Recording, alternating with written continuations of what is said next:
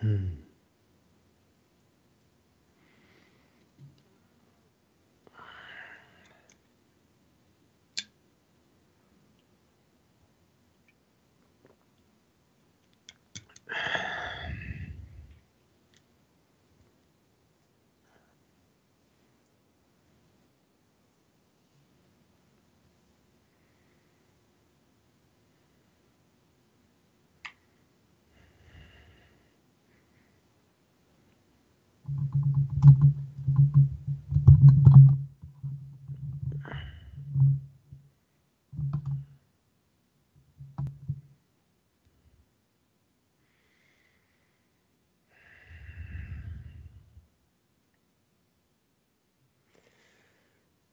Hi, you guys. Hope you're having a good week and a nice weekend so far. If you're listening during the weekend, depending on what part of the world you're in, there's incredible amount of things, significant things happening in the world, as I'm sure you're aware.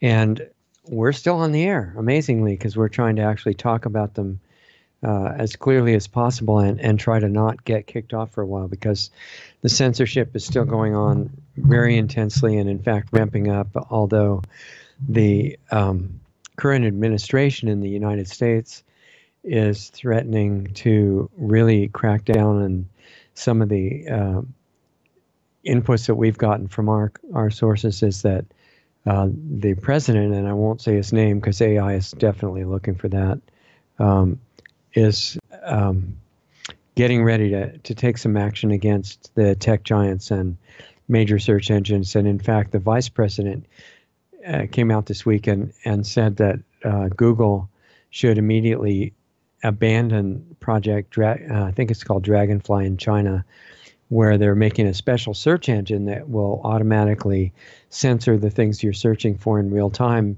to make sure that you don't have exposure to any thoughts or ideas that the government in China doesn't want you to have.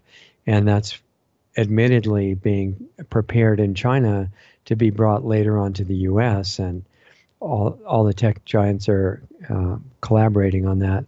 Tim Cook, the head of Apple, who's completely moved over to China as his home base and is working with them directly, has said that it's for use in the U.S. after they develop the censorship mechanism in China, where they're all ready to test it out and they're already doing stuff like that. So with us talking about all these developments, which I want to share with you, there are two real possibilities.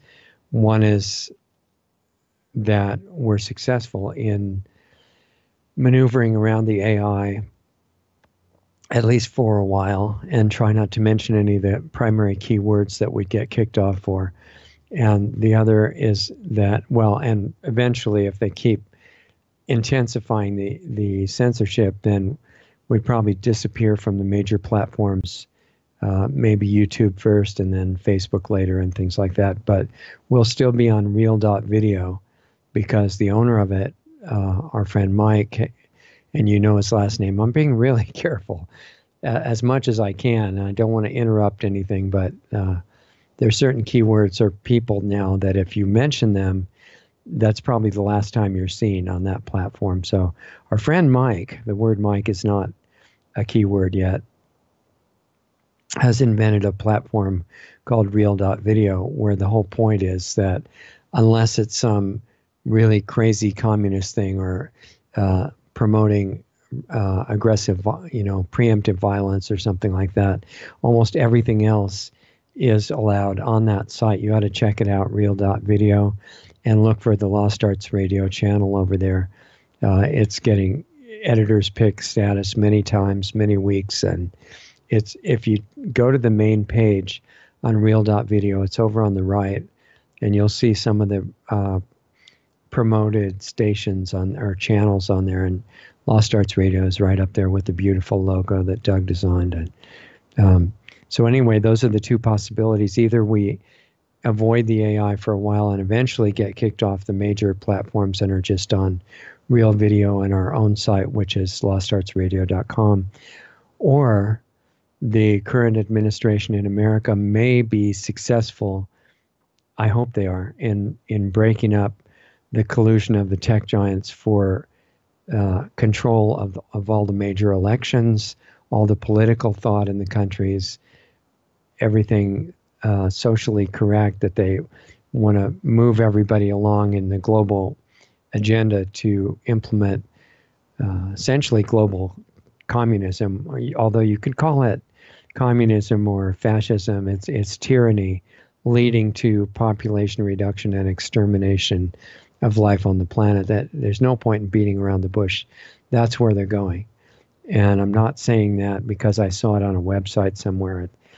I've been a researcher for more than 50 years, initially in health subjects and then into areas of consciousness and finally into an in-depth study of the global rulers and where they're taking things in the world and what their agendas are, how they all fit together, how those dots are connected to make the bigger picture, because it was all related to health and general consciousness that you have in your life and your awareness of everything.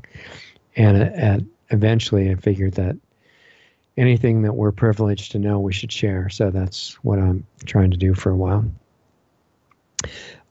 In America, I'm looking down because I just made a few bullet point notes of things that I don't want to forget to tell you about as much as our time allows. And it goes really fast because it's just 1 hour for the whole week. But we look at some things and then the implications of what they mean, and so that you can kind of evaluate the impact on your life and on decisions that you want to make. And I was going to say that in America,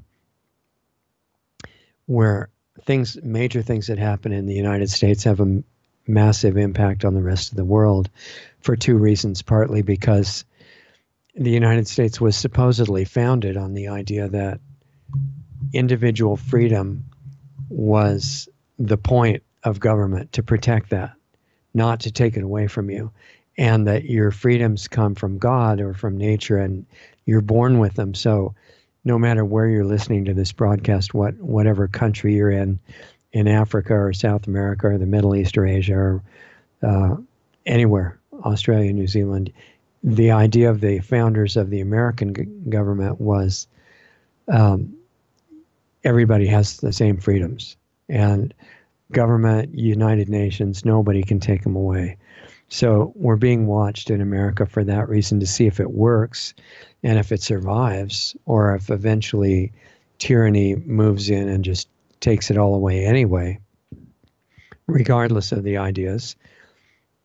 And the other thing is that, economically we're all connected together, and the United States is targeted by the global rulers, the cartel of global rulers, because if they can get rid of any memory of freedom by squashing the little bit of it that's left in the United States, then they figure all the other countries will fall in a row after that. So with that in mind, about why events in America are important, not just for people in America, but people anywhere, especially the people who really believe they have freedoms that they're born with, and their governments and the global corporations, which have become indistinguishable from governments in a lot of ways now, they have no right to take those rights away.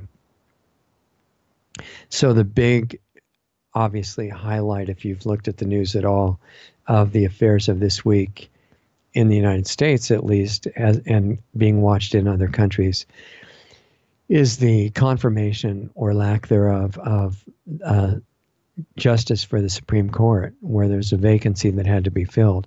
And this was a really important key vote for controversial issues that will come up in the future for the Supreme Court.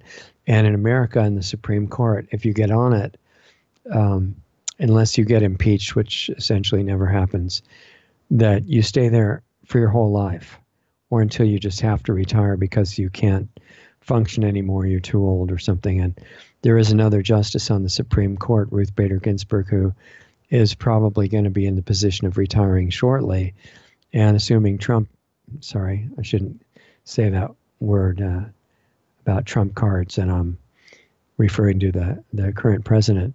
If the current president, sorry, we're going to get kicked off eventually, but hopefully you'll remember to go look for us at Real Video on our website. But what I was saying is that if the current president is in office when the next Supreme Court justice retires, then that will be an even further solidification of kind of a constitutionalist view of the justices on the Supreme Court. Because, see, there's what's called strict constructionists, are the justices that want to vote according to what it actually says in the U.S. Constitution, which is what acknowledges, guarantees the freedom, and refers back to the Declaration of Independence. And then there's other kinds of justices that say, well, the Constitution's a living document anyway, and you've got to make the court relevant to what is just happening in society, which, by the way, may be completely different than what the founders of the United States wanted the country to be all about, which was individual freedom. So there's always this contest between these two sides. And in my opinion, the whole point of the country, as supposedly an example to everywhere else, is preservation and protection of individual freedom. And the current justice candidate that's been looked at, Brett Kavanaugh, is pretty much in line with that. There are questions, legitimate questions, about whether he'd be really good, because he was involved with the Bush administration pretty closely. He's got some people saying he may be too much of a neocon, which would be bad, primarily because those guys don't believe in the individual freedoms as much, and they're more pro-war. But compared to the ones that are calling themselves liberal right now, he's way better than that, at least. But the arguments against him that are not legitimate are that the so-called liberals, which is really a joke, because liberals are supposed to be about liberty, right? And at one time, at least, there were more people seeing it that way. Now it's more about tyranny, taking away your rights, squashing freedom of speech, taking away the Bill of Rights. I mean, that's what they're calling liberal now, which is really crazy. And it just tells you you cannot go by labels and words, and just, that's what's kind of dangerous about the names of parties or the names of bills that are proposed and turn into laws sometimes, is it can be called the peace and freedom law, you know, and designed to take away every freedom that you've got. So you have to look deeper than the name, or deeper than the name of the party that somebody's in, because people from any party can have a great idea or a terrible idea, and the public needs to be conscious enough to really look at that and understand it. So what's going on right now with the so-called Democratic Party, and remember that the United States is not a democracy. It's not supposed to be a democracy. That word isn't anywhere in the Constitution, and the founders considered it a terrible form of government. Excuse me. And why was that? Probably a lot of you guys know already, but in case you don't, the reason is that in a democracy, a government that's run as a pure democracy, you get a majority, which is like 51% or less of the people voting for something, and even if it's horrible, it becomes law. So, for example, if there's a minority that believes something that is not the common view, and in America, the idea is you get to live however you want as long as you're not going out and hurting people. In a democracy, the majority can vote to kill the minority, or take away all their rights, or steal their property, or in modern times keep them off the internet, because, as Tim Cook said, they want to curate it, or any stupid thing like that, or actually deceptive in his case. That's a democracy, okay? In other words, you're, as a minority, you're totally unsafe in a democracy. It's a horrible form of government, and that's why you're always hearing tyrannical, dishonest, corrupt politicians saying, we have to protect our democracy.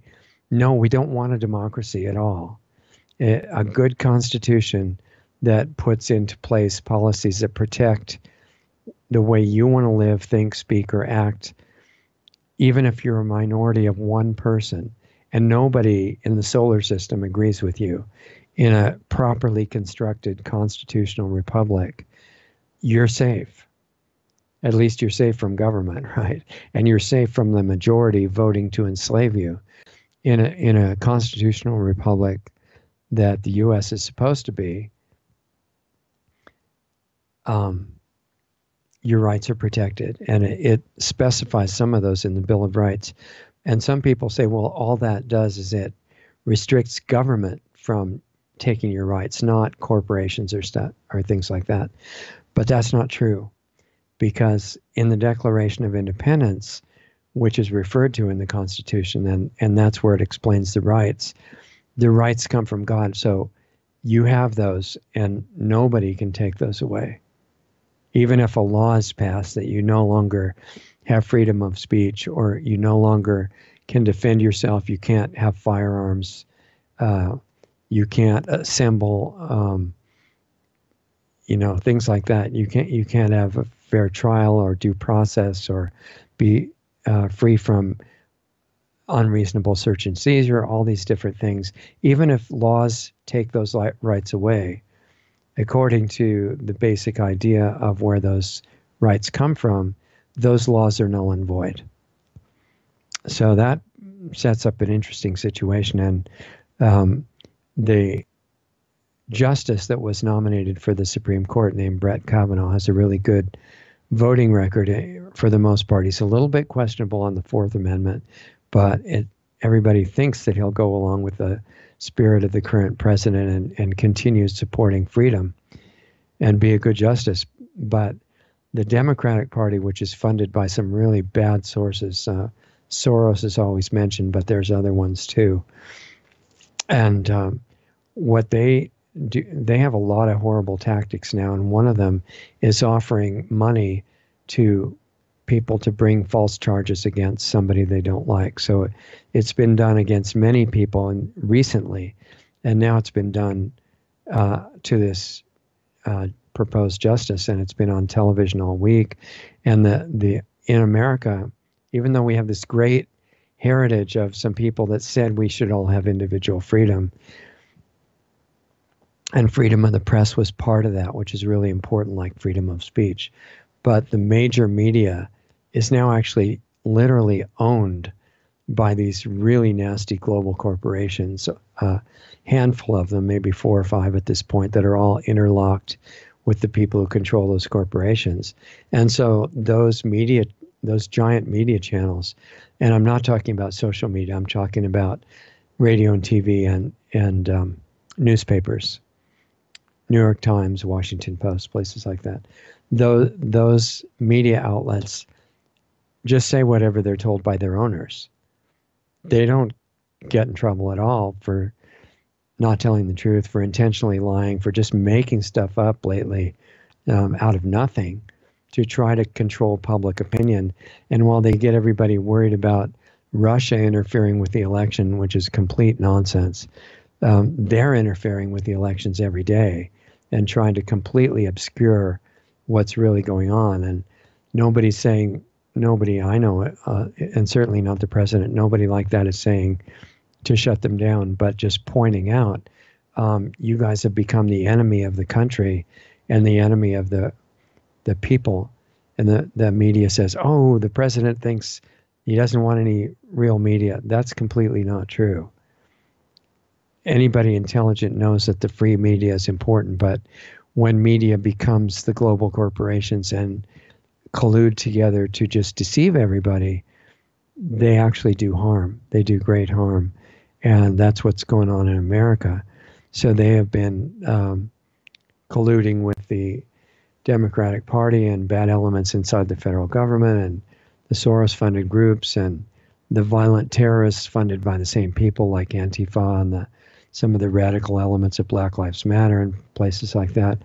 And one of the techniques they use to discredit somebody is they bring in women to say, the women say they were raped or they were sexually assaulted or something like that.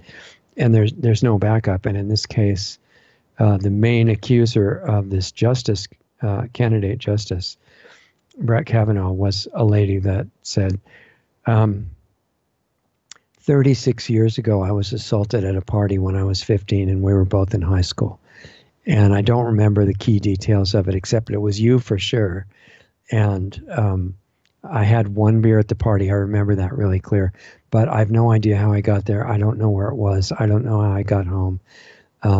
Most of the other stuff she doesn't know. But I know I have witnesses that can prove that it happened, because you could accuse somebody of anything you want to destroy them, but you have to have believable witnesses. So it was investigated.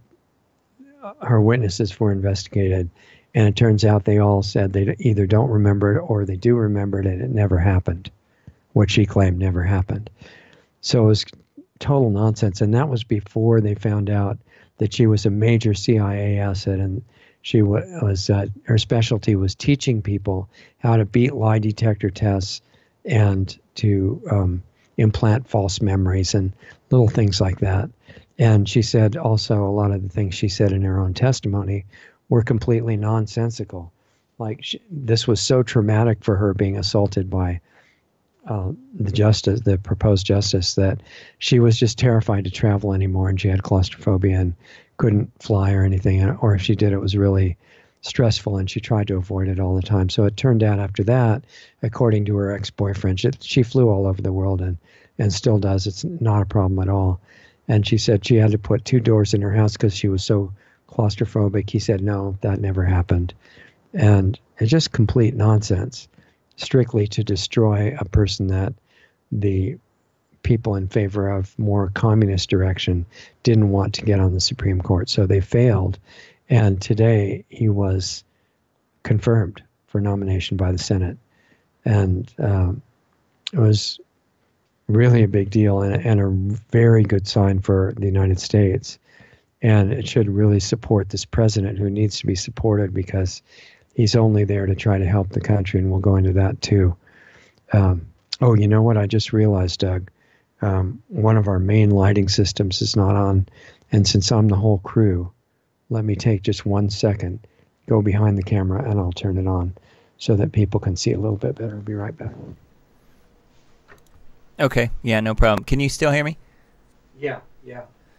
So I'm wondering if this lady who's his accuser, if she was so distraught and devastated by his supposed actions all those years ago, why is it just now coming out? Why didn't she do something about it a decade ago, 2 decades ago?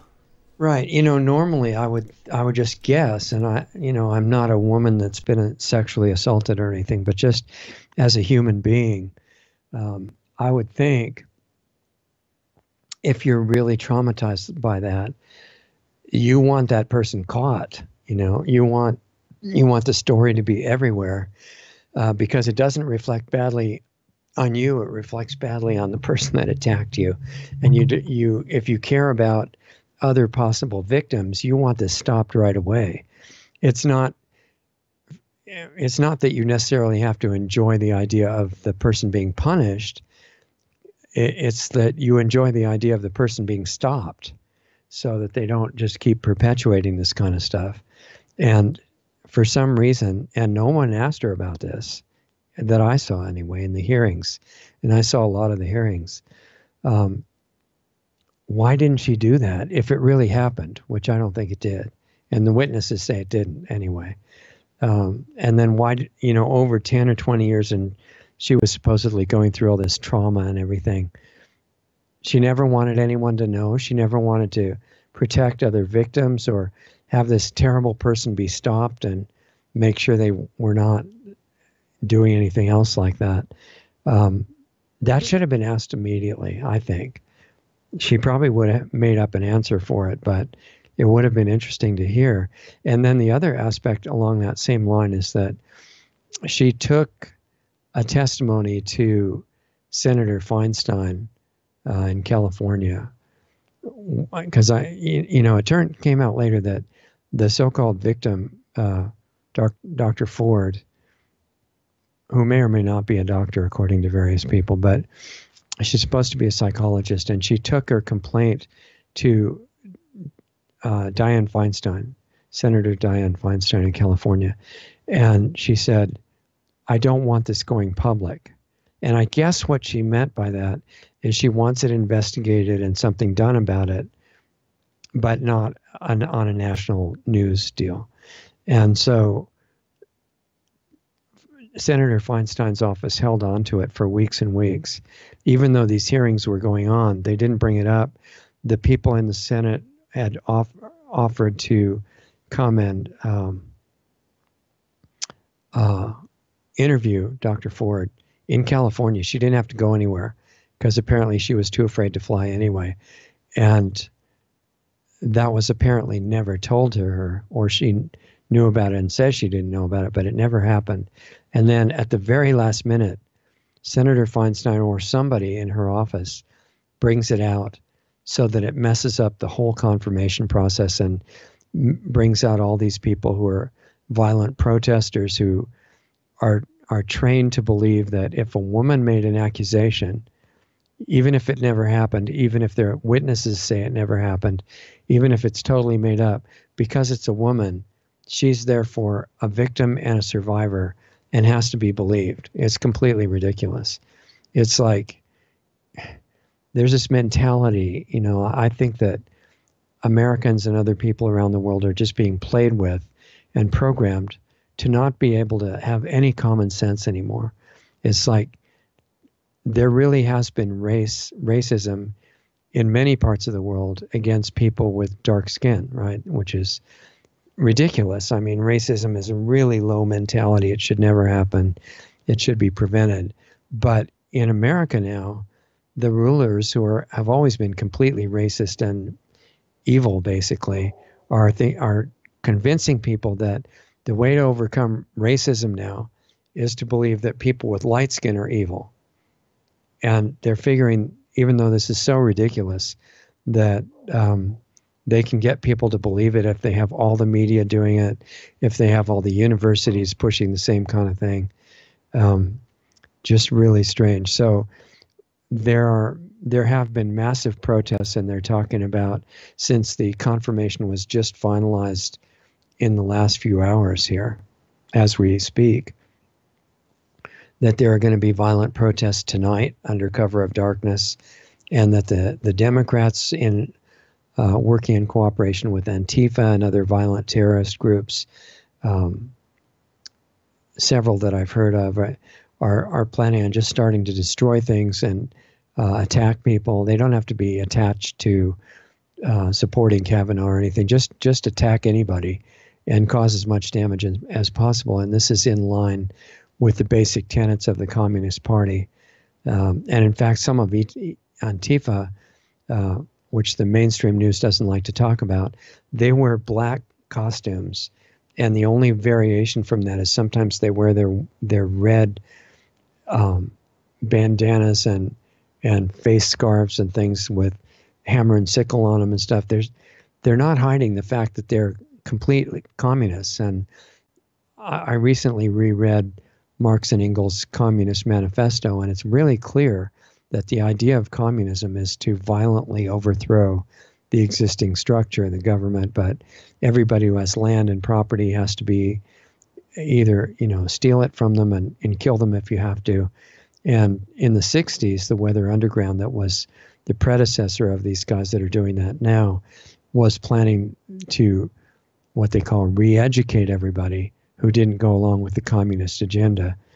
And they thought that at that time, the people that would be too difficult to re-educate, that still believed in old conspiracy theories like freedom and stuff, that they would have to be killed. And that would be about 25 million of those people then. And if you just go by relative populations, that would be something like 30 or 35 million people now that would have to be killed in the re-education camps. That's what these protesters are connected to. And they make believe that they're really caring about women and things like that, but they don't. They're very much in favor of certain religions that I'm not saying on the air, that start with I. I'm not going to give you any hints about which one, that enslave women and consider them property and half the value of a man and things like that. That the modern feminists who are allied with these radical groups see nothing wrong with that at all. They only support women when the women support this radical left-wing cause that they're fighting for, and violence is perfectly okay to promote that. And we saw an example of it today because one of the major newscasters that we've talked about and that we interviewed, one of their main anchors yesterday, and you'll see that coming out shortly on Real Video. They sent a woman reporter out to the protest today, and these women who are supposedly feminists and caring so much about what they call, I guess, survivors, right, of these assaults and things, they're out there totally to support women, and the woman reporter comes out and asks good questions, and they just start swearing at her and attacking her. And I mean, they're complete hypocrites, and we're not supposed to notice that at all. But then it came out that Kavanaugh, well, let me see if I missed anything that I was supposed to tell you in respect to that.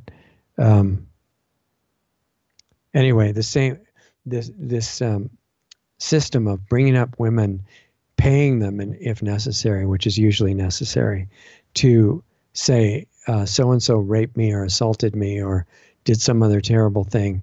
This is going on not just with the Supreme Court nominee, but with the newscaster that I mentioned to you, whose name I can't say. It's the A word, but you can draw your own conclusions from that.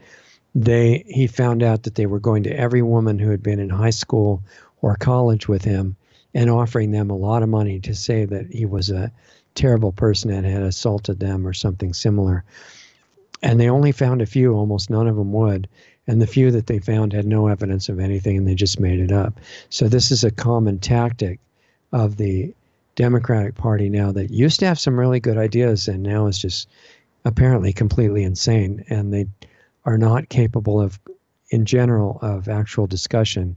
They just start screaming. And I think there's an indication that they're being programmed in a lot of different ways, partly by microwave radiation and partly by maybe other things in the water and the air and stuff like that that seem targeted against these people that are susceptible to it. And it's working pretty well, and they've got massive numbers of them out tonight, looking at how they can cause violence in Washington, D.C. But then after all that, it turned out that Kavanaugh's accuser, this Dr. Ford person, was a major CIA asset, big player in covert operations, and specialized in teaching people how to cheat lie detector tests, which is not your average occupation of the person that might be thought of as an accuser there. She didn't just come from the general population. She taught people how to cheat lie detectors, how to implant false memories connected to the MK Ultra mind control operation and things like that. So, and of course she said she couldn't fly, which turned out not to be true. Had to put an extra door on her house, which wasn't true. It basically just came down to a partisan attack against the nominee. And it brings up the question, so many questions are connected to this. Why are parties a good thing? Some of the founders thought that they would be a really bad idea, and I can really see that. I can see that they might be good for organizational purposes, things like that, but they also tend to set arbitrary guidelines of how you're supposed to think, how you're supposed to vote, what you're supposed to say if you belong to that party. And I can't see any benefit at all. It kind of puts blinders on our thinking. And right now, at a time when every country and the world and the future of all of them is on the line, what seems to matter to me is the character and the intent, motivation of every individual that's trying to hold some kind of office or position of power. And now, which just happened, a couple of years ago, outside the plans of the global rulers, to their great dismay, we have a president in the United States who, it's not that he knows everything or is perfect or is always right or anything like that, but what's amazing about him is he actually believes in individual freedom, and he believes in national sovereignty, which he says is not just for the United States, it's for every country. And that's a really big deal. He's in there just to try to help his country.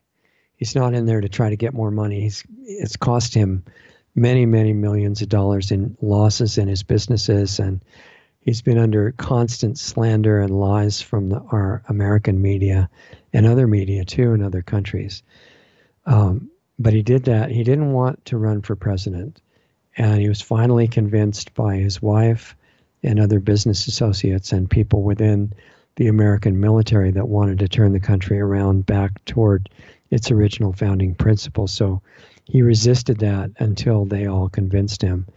And he knew a little bit about what he was jumping into, part of the reason he didn't want to do it. But I don't think he realized the depth of hatred that would be focused on him right from when he announced that he was running for president. I remember early in the stage of the campaign, or no, this was afterwards, a little before Christmas, actually, that he sent out a Christmas card with him in front of a Christmas tree waving and saying Merry Christmas. And the media, all the channels of the media that I could see, came out and said, what a terrible person this is to put his own picture on a Christmas card waving. How could anybody that despicable ever, try to run for president? And they haven't stopped since then. So he voluntarily gave up a successful and secure life where people weren't doing that to him. And he got to be a TV star and all these things and play golf whenever he wanted to. Incredible courage to confront the issues that he had to deal with once he was into that job, one of which was religious terrorism, to tell the truth about it, except that he called it radical religious terrorism. And maybe he felt like he had to say that, or he just didn't understand. It's not radical religious terrorism. It's just people following a religion that says, and I've read all their scriptures, so I'm coming from a position of knowing what I'm talking about here. The scriptures say that you have to kill anybody that won't convert, or you could make them into your slave if you don't want to kill them. That's all okay too. Slavery is fine. Sex slavery is fine. Conquering countries by invasion and deceit and murder and rape and everything is fine. And in fact, if you rape everybody in these big waves like is happening in Europe and especially Scandinavia, that's a really good way to make God happy, because you're invading the country for God and all these subhuman people are being taken care of. So God's going to really like that. The current president had the courage to talk about that openly. And another thing that goes right along with that is that his partisan opponents were fighting to leave the border open so that not only the religious terrorists, but drug dealers and all kinds of undesirable people to become citizens would just be flooding in. They could just walk in. And the previous president was actually giving them free bus passes at the border to anywhere in the country they wanted to set up camp, and then putting them on welfare, and didn't even have to know their names or who they really were or anything. So against all odds, according to the power structure, this person got in control, and the presidency had just been given all these extra powers by the previous administration, who thought that Hillary would be president now. And to their great distress, it's being wielded by somebody outside their cartel. So all of what it makes obvious is the collusion between all the major malicious global corporations, and especially banks and the central banks controlling every country, including the United States. The one in the United States, euphemistically known as the Federal Reserve, which is not federal and doesn't use any of its own reserves for anything, doesn't really have any, just puts entries on a computer screen or on paper and says, okay, this is money, now you owe it back to us at interest. That's the scam that they're running. And I think the current president understands that and hasn't been able to really seriously move towards shutting them down yet. But the people in that central bank recognize that the current president is a threat to them. So while they didn't raise the interest rates any time during the previous president's administration, who was the polar opposite of the current president and working for the destruction of America, now, because this new one is in, they've raised the rates six times, trying any way they can to crash the economy and blame it on the new president. And there's thousands of people who will go along with that and hold it against him, trying to get rid of him. He's standing up against media collusion and all this stuff. So the fact that the media hates him, what does that tell you? You understand who the mainstream media is. It's the mouthpiece of this cartel of global corporations. That's it. It's not independent news. It has no objective to tell the truth. It's got teleprompters that tell these actors called news anchors how to come across condescending, authoritative, patient, because they're talking to the general public that's not as smart as they are. That's why they're paid millions of dollars, to sit there, good actors. So they all hate him and are encouraging him to be murdered. And in fact, the New York Times was one of the main sponsors of a play in New York, Central Park, last summer, where they showed day after day the president and his wife being murdered, stabbed to death, and having their throats cut and everything. And this is going on with social media, who's in on the same stuff. So Google and Facebook and Twitter and all of these so-called tech giants, they're in on the same thing. They all want him gone. And they put out false information, like I don't forget which magazine cover he was on. Maybe you guys remember, but it showed him in a lounge chair watching some stupid television with eating corn chips or something with crumbs all over his shirt, and just like semi-zombie state, and explaining that he has no work ethic. He's really lazy. He's a horrible person. He's only there because he's an egomaniac. And there's millions of people who believe it. Unfortunately, they're totally brainwashed. And the reality is the exact opposite. He's got an incredible work ethic, motivation just to help the country. And then the media the Time magazine and other media starts blaming him for problems at the border and saying that he's putting children in cages. Basically, he's a Nazi. And they made him out like that, even though the previous president had these policies in place at the border, and part of the reason is that you can't leave the kids with the unknown adults that they come across, or you don't know what's going to happen to them if they're all put in together. And the media and the Democrats and everybody was trying to make it like, no, the current president just likes to torture children, right? It's complete nonsense. So partisanship on any of these issues is totally stupid. I mean, who cares what party a good idea or a bad idea comes from?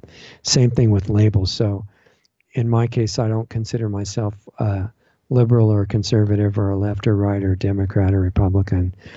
All of these parties are criminal organizations at this point, and the labels block open thinking. And you can sign up for a certain party if you think it's strategically beneficial to vote or act within that party, but realize that your thinking has to not be owned by the party.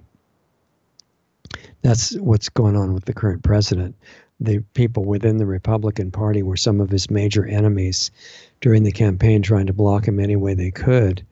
And finally, a lot of them kind of went along with him after he got in. But his motivation is what matters, not what party he's connected to. And there are many things that make it obvious, very obvious, if you're not brainwashed and hypnotized by the media, that his motive is to help America, and he says America first, right? Make America great again. But he's saying, make every other country great again too. Don't have them all subservient to a supranational power like the United Nations or some other really nasty group that is going to override what's legal in that country. It's the same idea with the European Union. That was against the wishes of most of the people in the countries that it controls. It's unelected, unaccountable. It's talking about developing its own military to overrun the militaries of any countries that don't obey what it says to do, primarily forced illegal immigration and stuff like that. And the current president gave a great speech to the United Nations this week and said openly things that you don't hear being talked about. I mean, the Bushes, who are major criminal figures too, are famously on video, especially George Herbert Walker was saying, and the chances are really good that we can bring in a new world order now, and basically that everything was going to be harmonized because everybody would have to obey this global dictatorship, unaccountable to anybody. And the current president of the U.S. got in there and say, we totally reject globalism. And what he was doing is encouraging every country, which has its own culture, its own people, its own economy, all the things that are just for itself, make that great first, and then cooperate without giving up your independence with all the other countries of the world. And it's a beautiful image.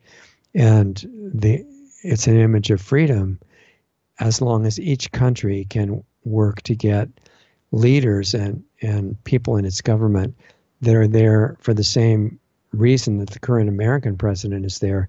In other words, to help their people become prosperous and safe and unified. The current American president is a big unifier. He's worked for rights of minorities for a long time. The Black and Hispanic unemployment are the lowest in history now in America under his presidency. And he's saying, look, just do this in all the other countries, because basically whatever country you're in, almost every country of the world is very rich if you look at the resources. Any country, even the really poor African countries right now, as an example, are super rich in natural resources.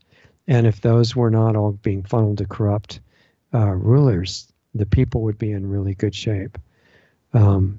Now, some of them don't realize that because they've been hypnotized by communism, such as the people who are now advocating violence and theft and murder in South Africa. But if you get rid of the insanity and just let the people realize, look, stop hating each other, stop fighting each other, start having mutual respect and love and help, and realize we've all got the same good.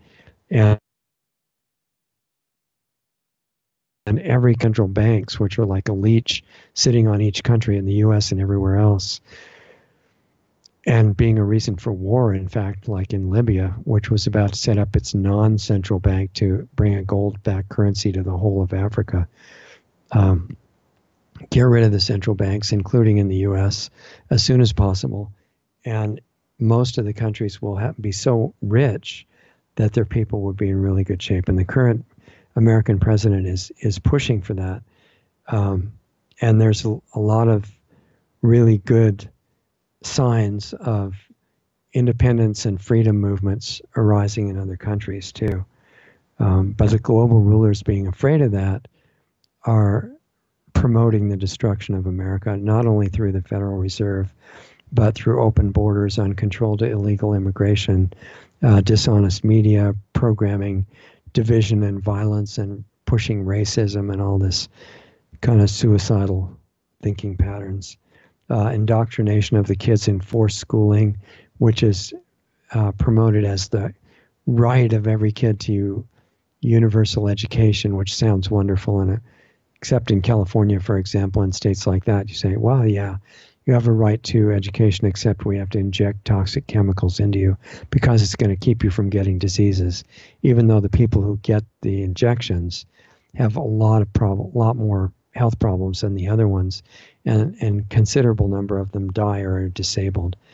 It's just completely crazy. And same thing with programmed entertainment, especially since the Chinese government has now arranged the takeover of 6 of the major studios in Hollywood. The content is a lot more brainwashing type. And the toxic medicine is also another, the monopoly in America and most of the Western countries of the toxic drug approach to medicine, which kills, according to Dr. Gary Null and Carolyn Dean, in America, over 1 million people a year are killed by it. That's being promoted to help destroy the country, so people will be too weak and sick and their brains cloudy to think clearly, and they won't be that difficult to control. Exact same thing with the toxic agriculture, censorship, threatening the ability of people to tell the truth on the internet.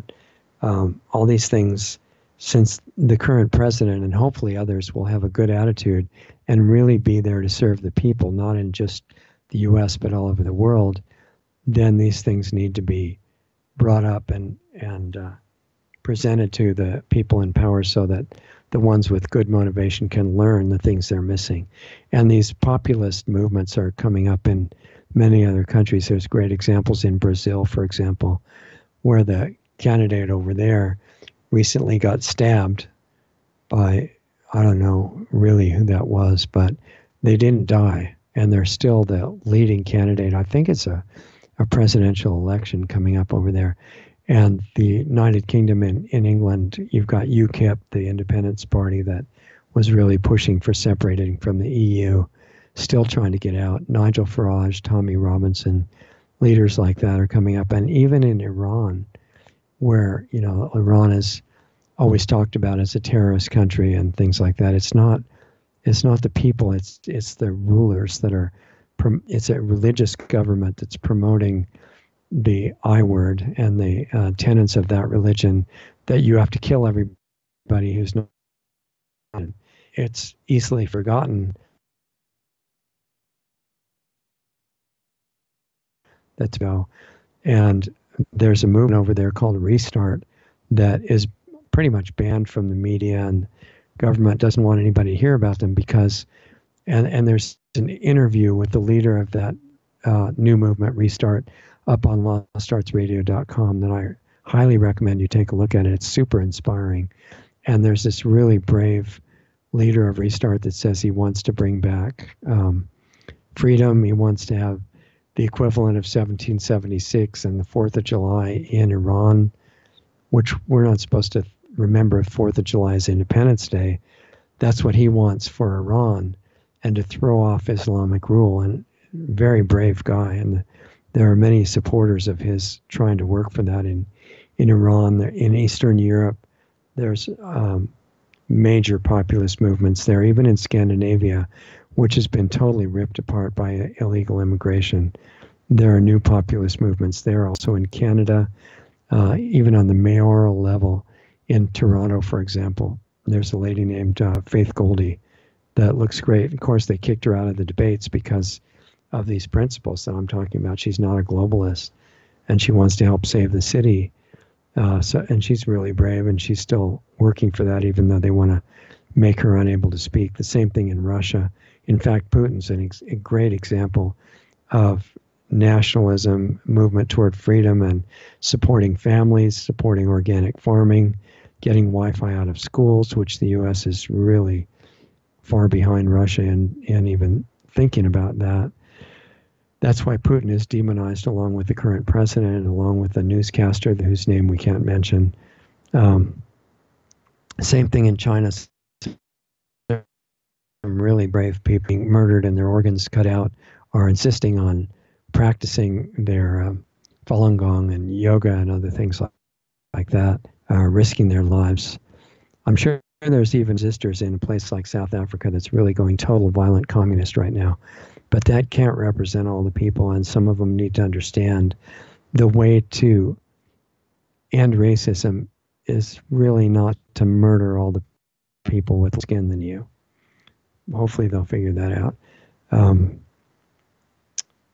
And there's a big development that I have to mention. There's a new configuration of the internet itself coming from the original credited inventor of the internet. I think his name might be Tim. I'm not sure. I don't have Berners-Lee, something like that. Anyway, he was on the show that I mentioned that I can't say the name of, and looks like he has some really great ideas that could. His motive is to take the control out of the tech giants' hands and give it back to individual people in a new decentralized internet, which would be great.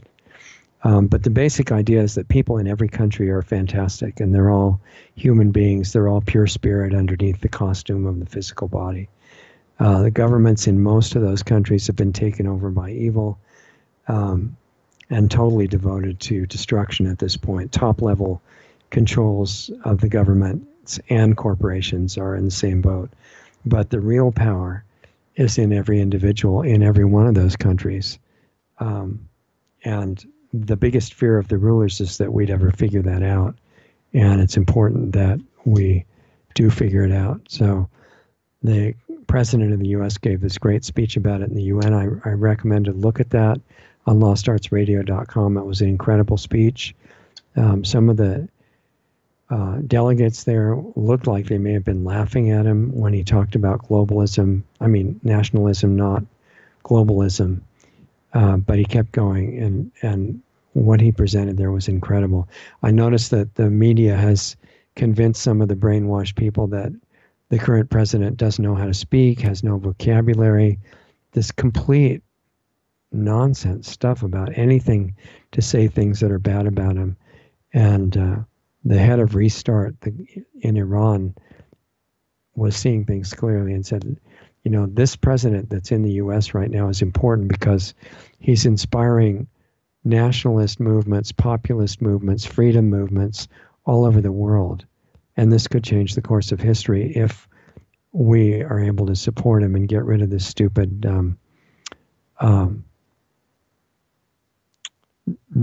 division, you know, party politics and all that kind of stuff, which is really not intelligent. We just have to educate him on the environmental issues, fluoride, GMOs, chemtrails, Internet of Things, why that's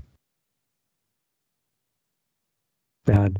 Same with drug medicine, why the 5G system has to be stopped immediately and gotten rid of completely. And there are better alternatives that we've talked about through other frequencies, through fiber optic cables, through scalar energy technologies.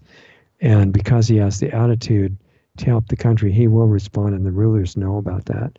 So that's why the other side is getting into violence with Antifa and need to not go to that level and not use anything but defensive measures to protect people.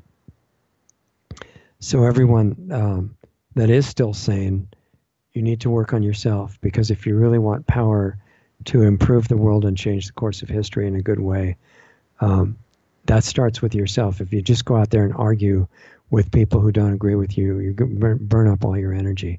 You might have to do that at some point, but the main thrust needs to be look at yourself, work inside yourself, become, like Gandhi said, become the change you want to be in the world. It's not just a philosophy, it's the main thing to do. Because if you do, then a couple of words from you is going to have a lot different impact. And you know that love is vastly more powerful than hate and division and insanity. It's nice to believe it, but now is a time for testing that we have to actually live it in spite of whatever insanity is going on around us. So anyway, there's going to be more videos. If we disappear off the major channels, look at real.video on lostartsradio.com.